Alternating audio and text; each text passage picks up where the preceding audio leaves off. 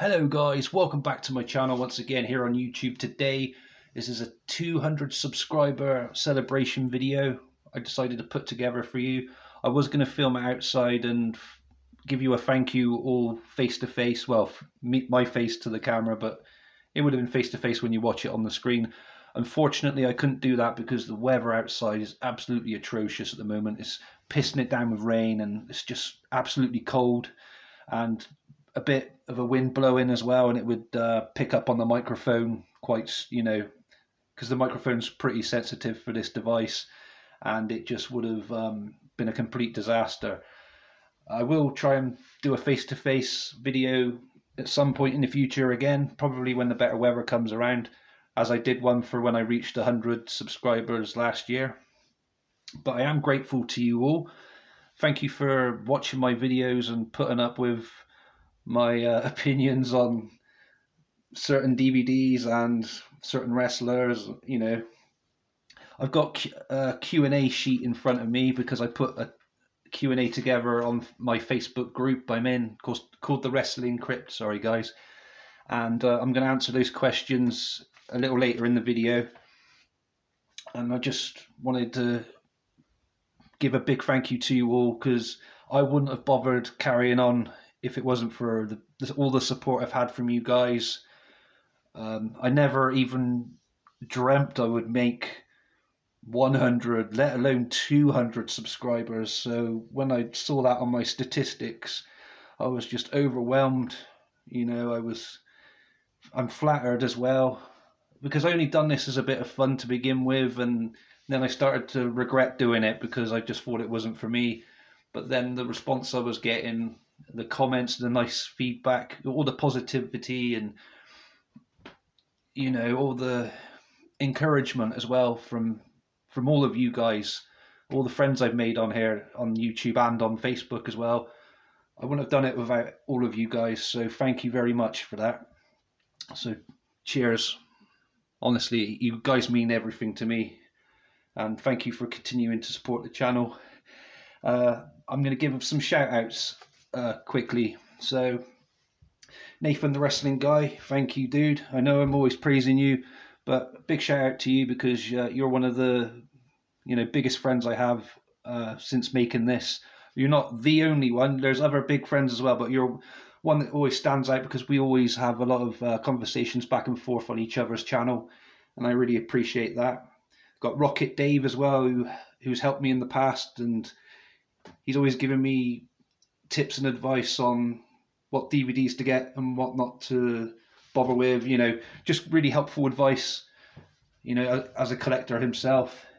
So yeah, he's definitely worth talking to if you're going to start a collection up, I guess. Visit his channel as well, by all means. 2004 Punk, very nice gentleman. One of the biggest inspirations to get me motivated to even want to give this a try, give this channel a try, my own channel even. Sorry, I'm just lost for words, guys, at the moment. But yeah, 2004 Punk as well. And Wrestling Media, another nice gentleman I've met recently. Well, not recently, over the last 6 months, I'll say, like properly, well, not met him face to face, but like started talking to him. Not very good at wording stuff, guys. I suck at that, but I think you all get what I'm trying to say and what I mean. There are other channels, other people that I want to give a shout out to. I should have made a big list really, but I'm trying to keep this video quite short. But I'll do a big shout outs video probably in the future, in the next few months. I'll just put a nice list together and then I'll just go over each one with you on a video. If that's something you'd like to see, guys, let me know in the comments below. Thank you. I'm very grateful for that. So I'll quickly talk about my upcoming videos I have in mind, or what I'm going to be doing, and then I'll go over the Q&As. So that obscure wrestling DVD series I've done a pilot episode for, or an episode 1, which was As Hard as the Rock. It did pretty well with likes and views and comments, so I decided to continue that series on. So episode 2 will be on Friday, and it's going to be Rey Mysterio Jr. Before they were stars. I don't know what to expect of this yet. Is it going to be another one of those nasty kind of wrestling DVDs? Are we going to get half of a documentary to do with these stars here, like Rey Mysterio and Hoovy and Conan and Octagon and whoever else is on there? And then will it cut off halfway through, and then we get like a 1960s match with Lou Fez and Bruno Sammartino or some fucking random documentary? We'll have to wait and see. But yeah, that's one of the videos I'm going to be doing. Also, I was going to review this a couple months ago, but I'm going to do it properly this time. Hopefully, I don't want to give you a day, but I'm due to do a review alongside that one for Friday. So 2 videos going out this Friday for you guys, possibly this one, but I am going to review this at some point. So the Roddy Piper story, Born to Controversy.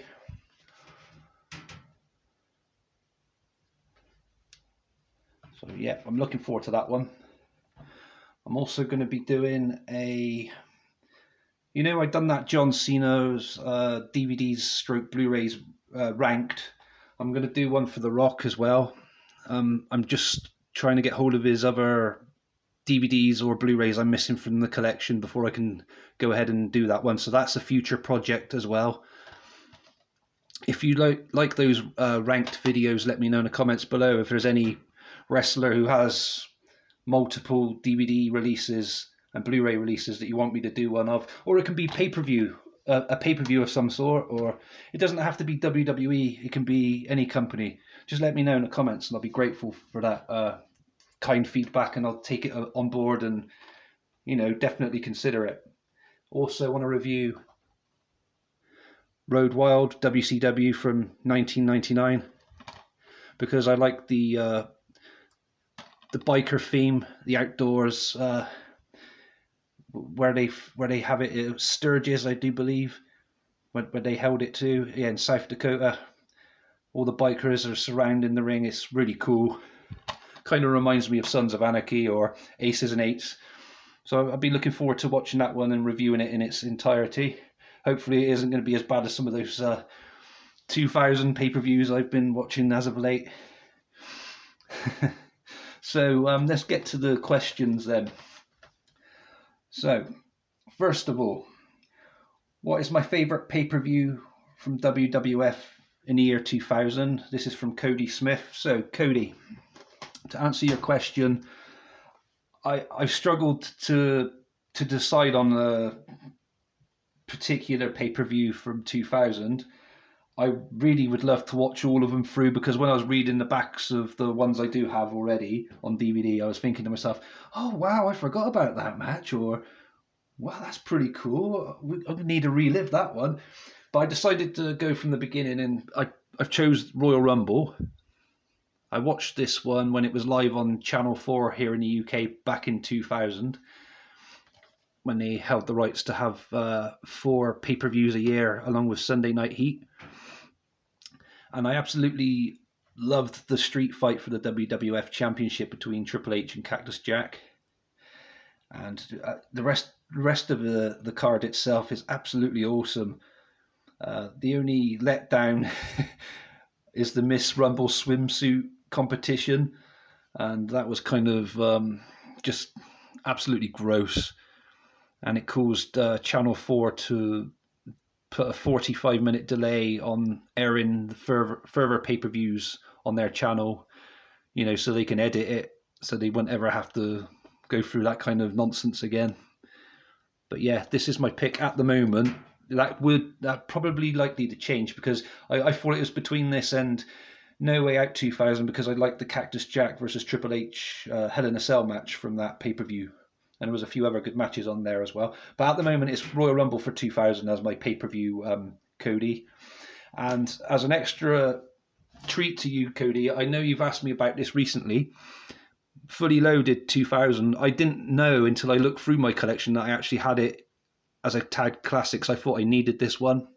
So yeah, that's what it looks like as a tagged classics, because I remember you asking me about this a few weeks ago, because you're considering getting it. And there's the match listing. It comes with Judgment Day. So yeah, 2000's definitely a year I'd love to revisit again, because I did enjoy 2000. It was a very good year. So yeah, that's my Royal Rumble 2000 is my favorite pay-per-view of WWF from 2000. Um, so next question. What would be the one wrestler you wish you could meet and talk to? One from the past, one from the present. And this is from my friend Richard Wheatley. So I know a lot of you are probably going to think to yourselves now, and he's going to say Sting, he's going to say Stinger. Nope, definitely not. There's a reason for that, and I'll get to that in a second. So, one from the past, I would pick Roddy Piper because he was just funny to listen to, and he seemed like the sort of person I'd be able to talk to and get on with, and I would love to have met him. Obviously, I can't do that now, very sadly. But yeah, I would have said from the past, Roddy Piper. From the present, now he's calmed down a bit. I'd like to meet Scott Steiner if I could meet anyone from the present. Yeah, I wouldn't have chose to have meeting him about 20 years, 25 years ago. No chance. He's a scary dude. He's probably a scary dude still now, but he's like I said, he's calmed down a lot now in recent times, or so I think he has anyway. The reason I didn't choose Sting is because of how that saying goes: "Never meet your hero." And Sting being my hero as a child and kind of in my adult years, I knew if I met him, it wouldn't, it would be a disaster because I've seen how other people have met their heroes in videos or stories I read and stuff, and I think to myself, "Oh, that is such a shame," because you know they're not always as they seem, are they? People and wrestlers as well. I've seen some of them are just at meet and greets where they don't want to be there kind of thing. They just want to hurry up, sign your merchandise, take a photo with you, and just try and hurry you on and get the next one out of the way. They don't want to spend time with you, you know, even though you're a fan of theirs. And that would frighten me if I met Sting.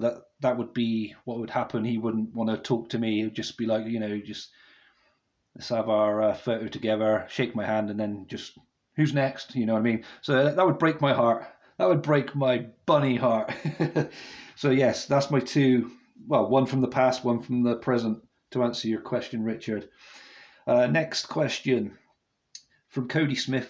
Who is your top 5 wrestlers of all time? Okay, so this list changes every so often for me, probably every few months. Mainly the fifth place because it's hard to get a top 5 that I can keep permanently. My top 10 is quite difficult as well because that could change from time to time. But my top 5 as of now is in 5th place, Lita, because she's like one of my favorite female wrestlers of all time. So she's in 5th place at the moment. 4th place, I chose Roddy Piper. He was good to watch, very entertaining, and you know what he was like if you were a fan of Piper yourselves, guys. Absolutely unpredictable at times. Funny as well on the mic he was. And I used to like Piper's Pit. Very good stuff. 3rd place is Kenny Omega. Just love his wrestling matches. He never seems to put on a shit match. Every match I'm always overwhelmed by. He's just amazing to watch in the ring. 2nd place is Scott Steiner.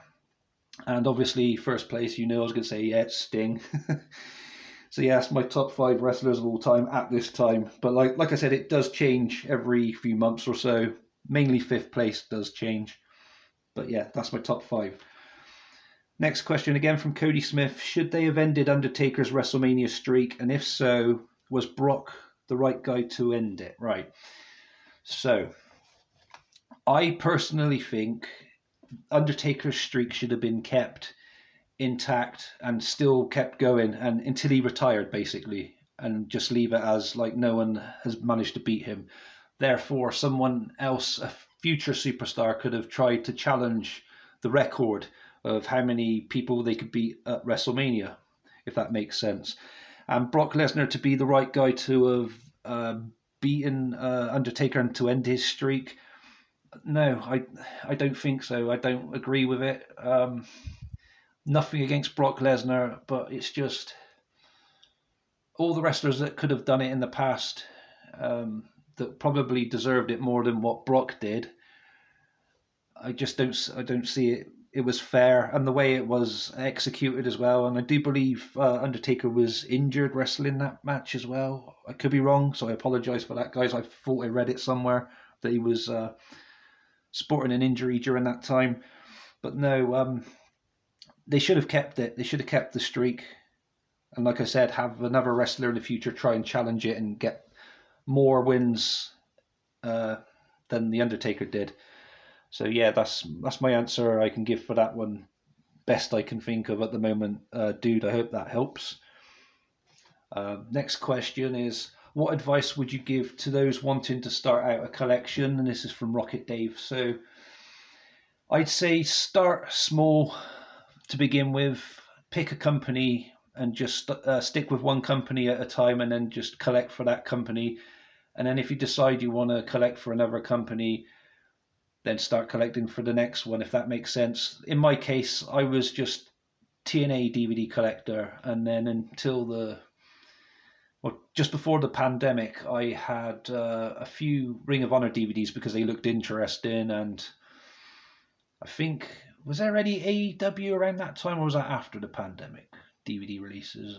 But during the pandemic as well, I just got more and more into other wrestling companies because I couldn't do anything, obviously, because we were all in lockdown. We had to stay in all the time. And yeah, I was watching NWA, AEW, and WWE. I returned to that as well, pretty much around that kind of time, maybe 2001. I can't remember now because we had two lockdowns. We had one in 2000, one in 2001. So yeah, I would say, yeah, start small, pick a company that you'd think that you'd be interested in collecting for, but also try and get advice on which ones are quite hard to find, because you don't want to start say collecting for Impact Wrestling TNA now, because unless you had a lot of money, because a lot of these, as I've said before, a lot of these wrestling DVDs for TNA Impact go for ridiculous amounts of money. Even collecting for AEW now, and they only have about, is it 13 or 15 releases if you include all the Dark Volume 1 and 2 and Elevation and whatever it was, the other one was called. Yeah, if you include those non-pay-per-views as well as the pay-per-views for AEW, I think they've got around 15, I think, off the top of my head, without looking at my collection downstairs now. But yeah, I'd say AEW probably is a bit risky at the moment because of, I don't think they're going to continue releasing any more DVDs for them either. And the price Double or Nothing 2022 goes for now is absolutely crazy. So I'm just glad I got that when I did. So what I'm trying to say is I'm not trying to say not to collect for AEW or Impact Wrestling. I'm just like merely suggesting to question it. But only if you've got a lot of money, I'd say go for it if you wanted to start collecting your first few purchases of a new TNA collection as of now, as of today. By all means, go for it. There's plenty of common DVDs out there. But if you wanted to go for a full set, you're going to need plenty of money behind you for the Free Live Cruise, for the AMP series. And that's not all. If you wanted to collect for Ring of Honor, the library's like 850 or something crazy to collect, 850 DVDs around about.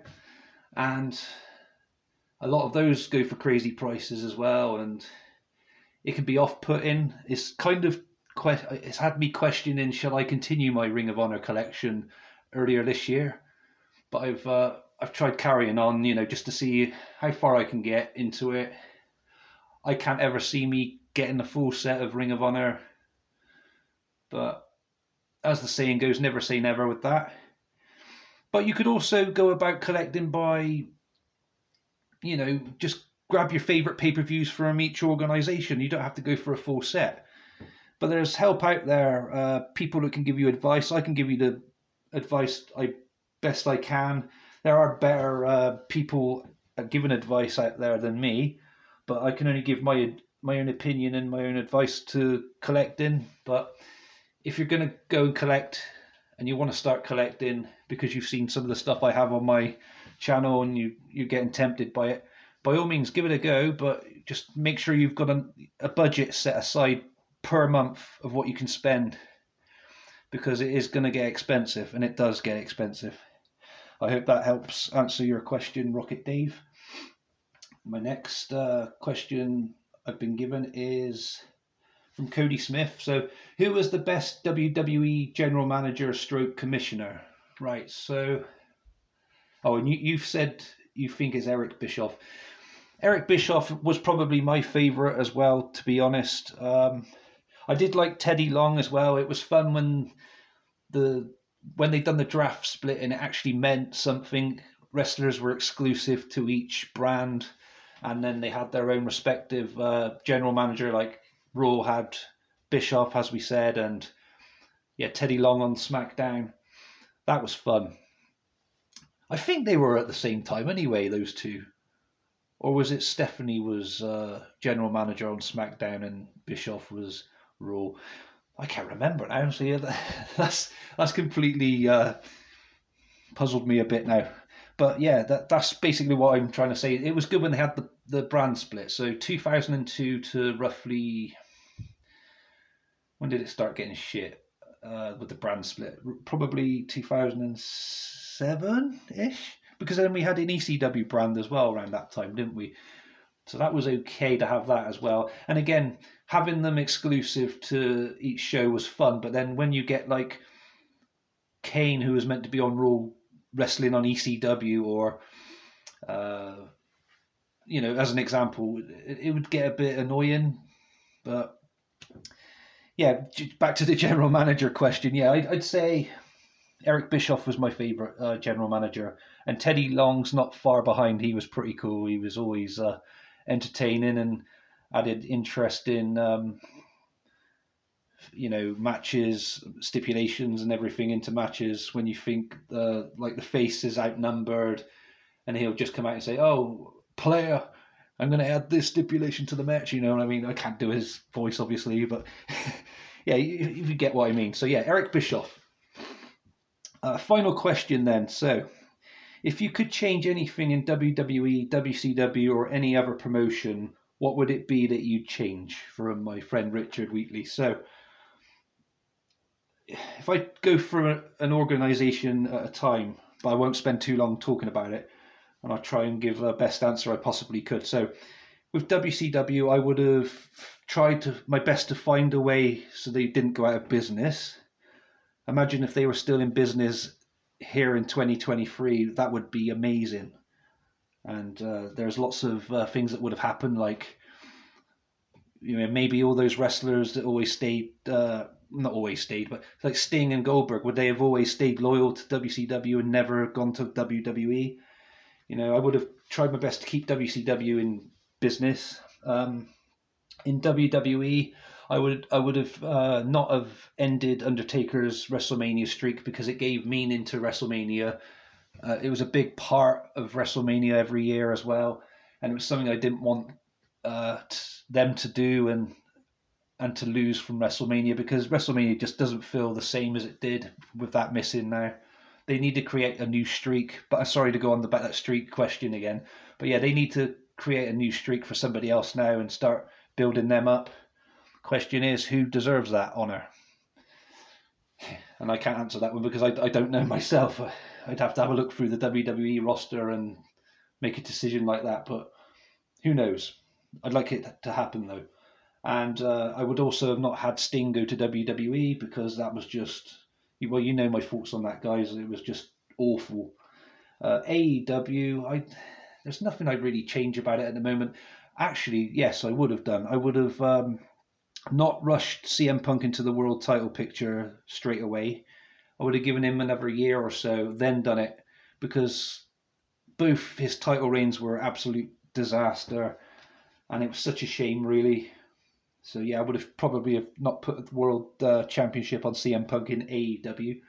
For TNA, I would have tried to keep Hogan and Bischoff on board for longer, and you know, because I thought they were doing something good. A lot of people slate what they'd done, saying that the Hogan Bischoff era was pretty shit, but when they showed up and they started properly from scratch in January 2010, it was interesting. I found it interesting to watch the product, and well, I was watching it anyway, but I got into it even more, and all the new ideas they were coming up with. Some of them weren't great, yeah, I'll be honest with you, but I had fun with it, and I wish they could have carried on. But unfortunately, all good things come to an end. I'm not saying it's bad now, because it did go bad for a little while. Then in 2018, when Don Callis and Scott D'Amore, or whatever, however you want to pronounce his name, they took over, and they've done a good job.